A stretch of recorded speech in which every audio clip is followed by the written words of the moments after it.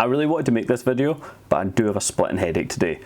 So apologies in advance if you're seeing glare or anything on the glasses. I'll do my best to try and stop that. The Suicide Squad. So the Suicide Squad just came out, and I think it's got that name. So it is a sequel to the Suicide Squad, the one that we don't really talk about anymore. And James Gunn must have called it the Suicide Squad, so that when we're talking about it, it's not Suicide Squad 2, it's the Suicide Squad. Which, if that was intentional and that was his plan, very well played from him, because that is how I'll be referring to this movie from now on. So this is a sequel to 2016 Suicide Squad, and because of that, it doesn't fuck about. We aren't waiting for anything, the movie is getting straight into it, and I appreciate the fuck out of that in this movie. You know the score. There's a group of bad guys that get brought together by Amanda Waller to go out and take on a mission, take on a task. It's the same here as it was in the first one, only here there isn't time wasted to setting up Amanda Waller, what the Suicide Squad is, or getting the people involved. There is a little bit of a bait and switch in this movie. If you're familiar at all with Metal Gear Solid 2 Sons of Liberty and all the advertising that went into that, and then what happened when you played the game,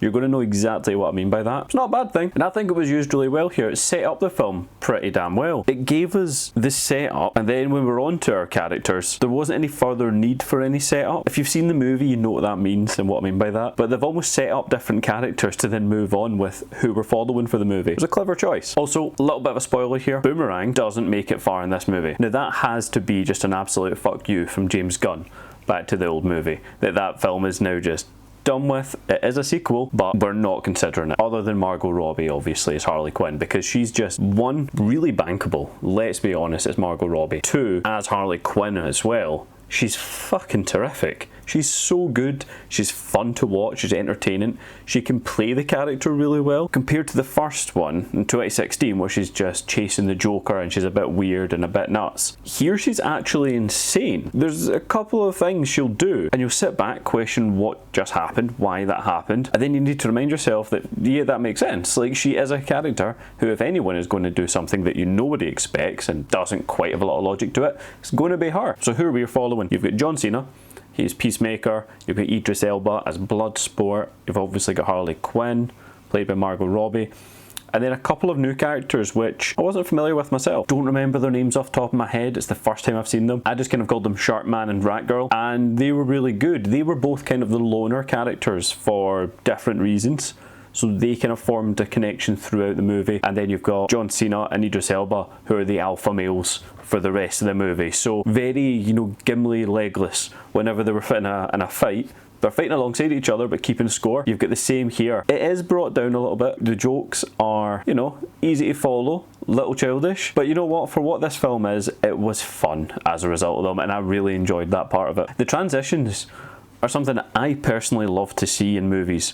Is a good transition, and in here they do that thing where they need to use text on the screen, but what they've done is they've brought that text kind of into the scenery in some way. Someone might be down a hole and it's the tree branches are spelling out what you need to know. Things like that. It sounds minor. I always love to see it when it's done well and it just looks nice, and it's better than just block text on your screen.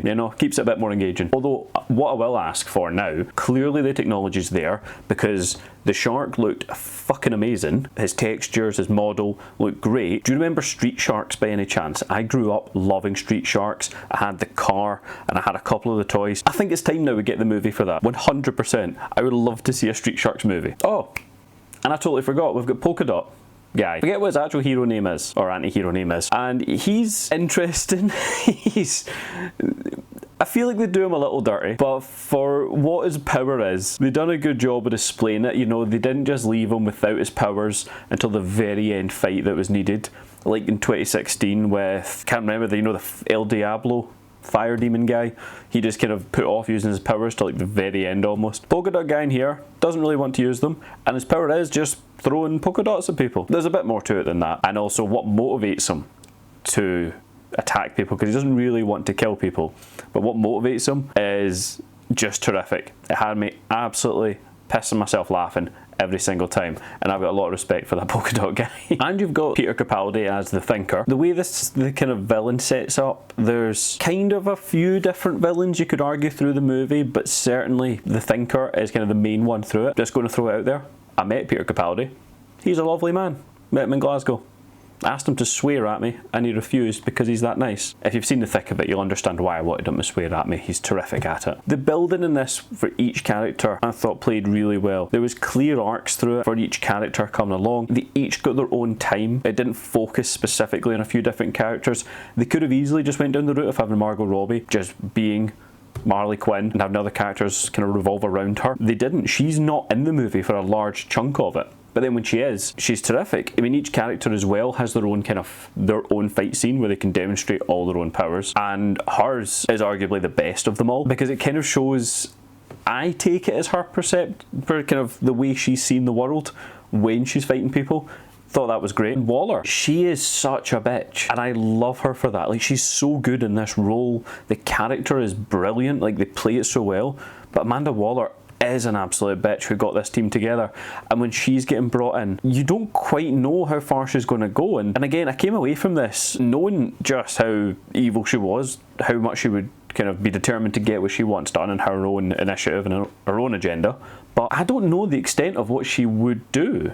And she's done some horrible shit, she's threatened some horrible shit, and even still, I don't quite know the extent of her. And I like that kind of intrigue there. Thought the ending was pretty solid. They threw in one line for like the enemy without spoiling the movie. One line. And it just kind of fucked with me for the rest of it as the movie was wrapping up, because obviously we go in knowing that they're an enemy, they're the bad guy, we need to kill them. But then there's just one line, and if you've seen it again, you'll know what I mean. And it just left me going, oh, okay, but there's two sides to kind of every coin here. And I feel a bit shit now. So look, the Suicide Squad was so fun. Don't think I had any expectations, to be honest. So the fact that I had no expectations, I can't say it beat any.